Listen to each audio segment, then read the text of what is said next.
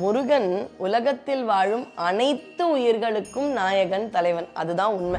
அவன் நம்ம தெய்வம்னு நம்ம தமிழையும் முருகனையும் எப்பவுமே ஒன்னா வச்சு பார்ப்போம். தமிழ் கடவுள்னு சொல்றதுக்கு காரணம் நம்முடைய தமிழ் குடி பழைய குடி. அருணகிரியார் சொல்றாரு, அவர் காதுல ஓம்ன்ற பிரணவத்தை தமிழ்ல சொன்னானா முருகன்.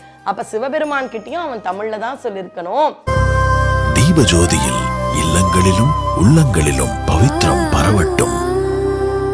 முருகன் உலகத்தில் வாழும் அனைத்து உயிர்களுக்கும் நாயகன் தலைவன். அதுதான் உண்மை. ஏன்னா திருமுருகாற்றுப்படையிலிருந்தே துவங்குகின்றேன். அவர் எப்படி ஆரம்பிக்கிறார் தெரியுமா? நக்கீரர் உலகம் உவப்ப அப்படிதான் ஆரம்பிக்கின்றார் திருமுருகாற்றுப்படைய.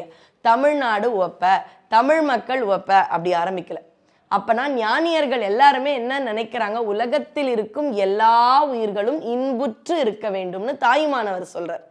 அதே மாதிரி சேக்கிழார் பெரிய புராணத்துல உலகெல்லாம் உணர்ந்துன்னு ஆரம்பிக்கின்றார்.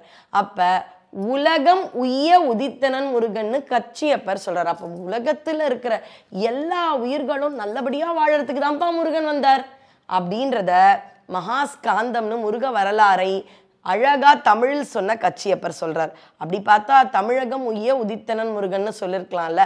உலகம் உய்யதான் முருகன் உதித்தான் அப்படின்னு சொல்றார். அப்படின்னா என்ன அர்த்தம்? உலகத்தில் இருக்கிற எல்லா உயிர்களும் இந்த கலியுகத்தில் சிறப்பாக வாழ்வதற்கு முருகன் காரணம். அதுக்கு ஒரு சான்று தான் லண்டன்ல கூட இன்னைக்கும் பார்த்தீங்கன்னா யாழ்ப்பாணத்து தமிழர்கள் முருகனை கொண்டாடுவார்கள். ஆஸ்திரேலியா சிட்னில முருகன், மலேசியால முருகன், சிங்கப்பூர்ல முருகன். அவங்களாம் தைப்பூசம் கொண்டாடி ரொம்ப நாள் கழிச்சு தான் நமக்கே தைப்பூசத்துக்கு இப்போ விடுமுறையெல்லாம் கிடைச்சிருக்கு.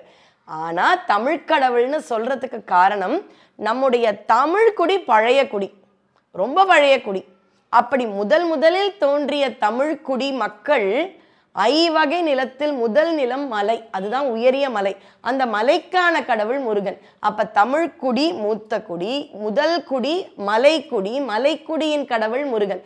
அப்ப தமிழர்களுக்கு ரொம்ப நாளாவே முருகனோட தொடர்பு விடாம இருக்கு. அவன் நம்ம தெய்வம்னு நம்ம தமிழையும் முருகனையும் எப்பவுமே ஒன்னா வச்சு பார்ப்போம். உயிரெழுத்து 12, முருகனுக்கும் பார்த்தீங்கன்னா கரங்கள் 12, மெய்யெழுத்து 18, ஒரு கண்ணுக்கு 3, ஒரு முகத்துக்கு 3 கண்கள்னா அறுமுகத்துக்கு 18 கண்கள். இப்படி முருகனையும் தமிழையும் சேர்த்தே பார்த்தோம். இன்னொன்று அருணகிரியார் சொல்றாரு, அவர் காதுல ஓம்ன்ற பிரணவத்தை தமிழ்ல சொன்னானா முருகன். அப்ப சிவபெருமான் கிட்டயும் அவன் தமிழ்ல தான் சொல்லியிருக்கணும் அப்படின்றத சொல்றார்.